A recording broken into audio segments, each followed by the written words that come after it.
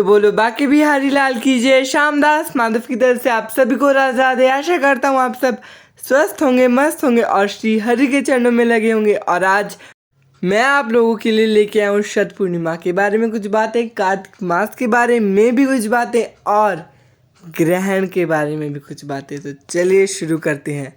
तो पहली बात हम करते हैं शत पूर्णिमा के बारे में, क्योंकि पहला टॉपिक हमारा वही है। तो पहले हम बात करते हैं कि हम अपने लड्डू गोपाल को शरद पूर्णिमा वाले दिन कौन सी ड्रेस डलवाएं। तो पहली बात आती है कि शरद पूर्णिमा के दिन लड्डू गोपाल को डलवानी चाहिए आपको वाइट कलर की ड्रेस, यानी कि सफ़ेद रंग की ड्रेस। और पूरी सफ़ेद हो तो अच्छा है, बाकी साइड में अगर रेड कलर की ड्रेस या कोई भी कलर की लेस लगी हो तो भी चलेगा। और शरद पूर्णिमा के दिन आपको देनी है अपने लड्डू गोपाल को चांदी वाली बांसुरी। अगर ना हो तो आप नॉर्मल दे सकते हैं। और शरद पूर्णिमा वाले दिन आप चाहो तो पायल भी पहना सकते हो उनको, तो अच्छा लगेगा। पायल पहना सकते हो, चांदी की हो तो भी, नॉर्मल हो तो भी। और शरद पूर्णिमा वाले दिन बनती है खीर। तो खीर का भोग तो अवश्य लगता है, क्योंकि ऐसा हम सब जानते हैं, क्योंकि शरद पूर्णिमा वाले दिन आती है माँ लक्ष्मी हमारे घरों में झांकने। तो वो देखती हैं किसके किसके घर में क्या क्या है। तो उस दिन आपको अपने घर में, मंदिर में बहुत अच्छे से साफ़ सफाई रखनी है, ताकि माँ लक्ष्मी आएँ, प्रसन्न होएं और वो भी खीर खाएं। उनके लिए भी खीर अवश्य रखें। और क्योंकि लक्ष्मी माँ सबके घर में कृपा बरसाने आती हैं, तो इसलिए आपको उनकी सेवा भी अच्छे से करनी है। इनकी पूजा का भी विशेष महत्व होता है। और शरद पूर्णिमा के दिन आप चाहे तो माखन बना सकते हैं, क्योंकि सफ़ेद चीज़ों का बहुत महत्व होता है। तो आप चाहो तो मीठे वाले रसगुल्ले ला सकते हो वाइट कलर के, क्योंकि मैंने बोला सफ़ेद चीज़ों का महत्व होता है। और आप पानी वाले भी ला सकते हो। तो जो सामर्थ्य आप उस हिसाब से कर सकते हो। और शरद पूर्णिमा के दिन रचाते हैं रास हमारे राधा और कृष्ण। तो आप महाराज सेट रख सकते हो अपने लड्डू गोपाल के साथ, तो रास रचा सकते हो उनके साथ। अगर आपके पास महाराज सेट नहीं है तो आप डांडिया से भी कर सकते हो। और सफ़ेद में एक और चीज़ आ जाती है कि आप सेवइयाँ बना सकते हो। तो ये भी एक सफ़ेद चीज़ है और टेस्टी बना सकते हो और भोग लगा सकते हो। और आप डांडिया, अगर आपके पास महाराज सेट नहीं है, तो मेरे पास भी नहीं था नवरात्रों में, तो मैंने क्या किया, उनके साथ डांडिया ही ऐसे उनकी डांडिया से उनके साथ डांडिया खेल लिया। तो आप भी ऐसे खेल सकते हो उनके साथ डांडिया। और अब बारी आती है कुछ बातें कार्तिक मास और ग्रहण की। तो ये बातें थी शरद पूर्णिमा की। अब बारी आती है कार्तिक मास और ग्रहण के बारे में। तो पहले करते हैं ग्रहण के बारे में बातें। तो दोस्तों 28 अक्टूबर को, जी हाँ, शरद पूर्णिमा के दिन ही है ग्रहण। पर ग्रहण का पहले आपको टाइम बता दूं कि शाम को 4 बजे से सूतक शुरू हो जाएगा और रात के 1 बजे से 2 बजे तक ग्रहण रहेगा, यानी पूरा समय 4 से 2 बजे तक रहेगा, ठीक है, ग्रहण का। तो 4 बजे आपके मंदिर वगैरह सब बंद हो जाएंगे। और मंदिर से, अगर आप लड्डू गोपाल को मंदिर में रखते हो, तो आप मंदिर से निकाल के बाहर उनकी सेवा पूजा कर सकते हो। और आपको एक और बात बता दूं कि आप उस दिन खीर बिल्कुल भी नहीं बनाओगे, क्योंकि दोस्तों ग्रहण रहेगा। तो ग्रहण में आप क्योंकि चांद का बहुत महत्व होता है शरद पूर्णिमा के दिन, क्योंकि जो हम खीर बनाते हैं वो हम चांद में रखते हैं और अमृत वर्षा होती है और तभी हम अपने लड्डू गोपाल को भोग लगाते हैं। तो चांद में आप खीर नहीं रखोगे, यानी कि आप खीर बनाओगे ही नहीं। और पहले आपको शरद पूर्णिमा ग्रहण के बारे में ये बात बता दूं कि आप 3:30 बजे करीबन दोपहर के सारे घर में गंगा जल छिड़क देना, सारे खानों में तुलसी पत्र डाल देना, लड्डू गोपाल के भोग में भी तुलसी पत्र डाल देना। और रही बात लड्डू गोपाल की सेवा की, तो कई लोग लड्डू गोपाल को ग्रहण के वक्त सुला देते हैं, वो आपकी इच्छा है। तो इस विषय में मैं आपको कुछ नहीं बताऊंगा, आप सुला भी सकते हो, उनकी सेवा भी कर सकते हो, क्योंकि वो बाल स्वरूप होते हैं, तो उनकी सेवा भी करना बुरा नहीं माना जाता, उनकी आप सेवा अच्छे से कर सकते हो। और ग्रहण के वक्त कुछ खाया नहीं जाता, तो इस विषय में भी मैं आपको कुछ नहीं बोलूँगा, क्योंकि ग्रहण के वक्त खाया नहीं जाता है। बट ये बहुत लंबा समय होता है, तो इसमें हम भूखे नहीं रह सकते। तो लेकिन आप तुलसी पत्र डाल देना, तो आप भोग ग्रहण कर सकते हो। प्रभु का नाम लेके सेवा पूजा करके आप भोग ग्रहण कर लेना। बाकी प्रभु तो अंतर्यामी है ही हैं, तो वो सबको जानते हैं कि हमारी क्या गलतियाँ होती हैं, क्या गलतियाँ नहीं होती हैं। तो क्योंकि बहुत लंबा समय होता है ना ग्रहण का, तो इतने में हम लोग भूखे नहीं रह पाएंगे। और लड्डू गोपाल के जैसे मिश्री का डब्बा हो गया, तो उसमें भी आप तुलसी पत्र डाल के उनको भोग लगा सकते हो। लेकिन खीर किसी भी हालत में नहीं बनेगी। अगर आपको खीर खिलानी है तो आप ऐसे कर लेना कि ग्रहण लगने से पहले खिला देना, सूतक लगने से पहले खिलाना। सूतक लगेगा 4 बजे से लेकर 1 बजे तक और 1 से लेकर 2 बजे तक ग्रहण रहेगा, ठीक है। चंद्र ग्रहण, तो उसका आपको विशेष ध्यान रखना है। तो आपको खीर नहीं बनानी, खीर बनानी आप पहले बना के खिला देना। बाकी आप ऐसा कर सकते हो कि 2 बजे आराम से उठना फटाफट और सारे घर में वापस गंगा जल छिड़क देना। तो ऐसे करते करते नहा धो के पूजा पाठ कर लेना।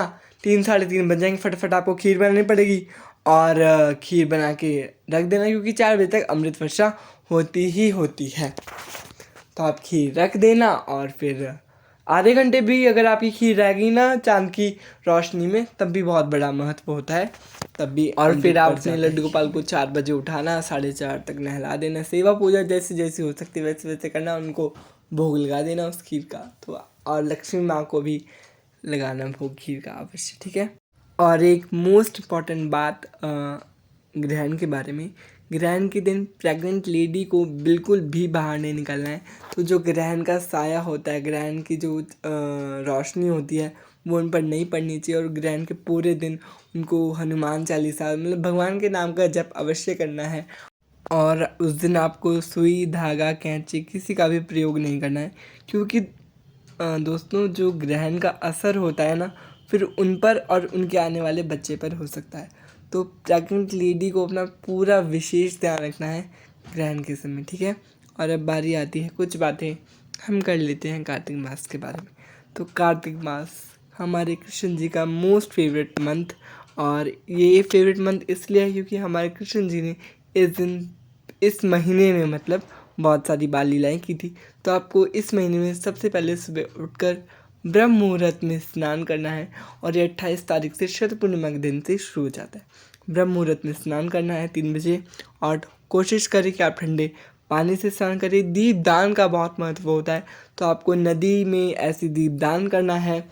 और अगर आप नदी में दीपदान नहीं कर सकते तो आप तुलसी माँ के आगे दीप अवश्य जलाएं, पीपल के पेड़ के पास दीप अवश्य जलाएं। और अगर आप वो सब नहीं कर सकते तो आप और लोगों के दियों को बुझने से बचा सकते हैं, और ऐसे ही आप दीपदान कर सकते हैं।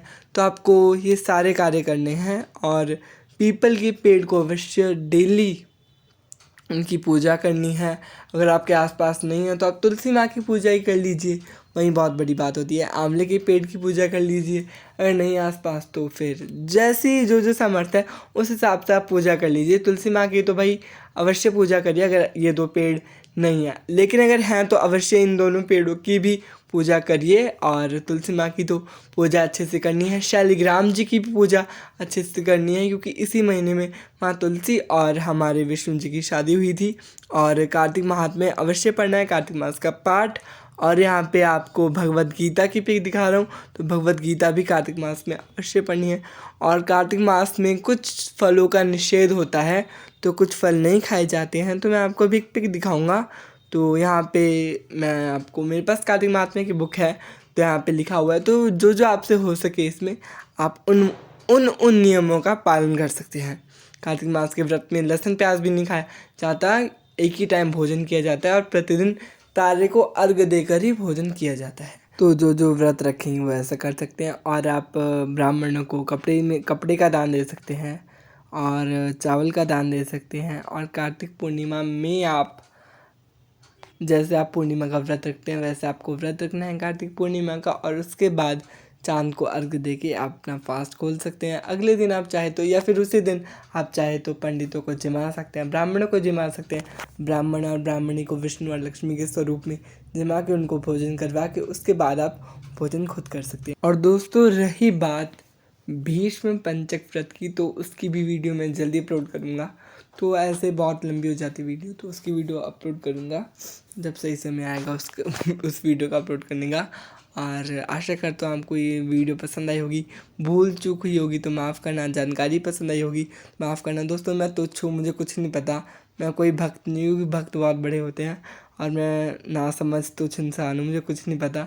जो कुछ ज्ञान है वो मुझे इन्हीं की वजह से प्राप्त हुआ है, तो यही साक्षात है मेरे लिए सब कुछ। तो आशा करता हूँ आपको वीडियो पसंद आई होगी। बाकी होगा तो दोस्तों कार्तिक महात्म्य की पूरी 35 अध्याय होते हैं, तो वो भी मैं अगर हो सकेगा तो मैं वो अवश्य अपने यूट्यूब चैनल पे डालूँगा। तो आप लोग डेली सुनना और बताना कैसे लगी आपको वीडियो। और इन जानकारियों में अगर आपको कुछ भी पूछना हो तो आप मुझसे पूछ सकते हैं।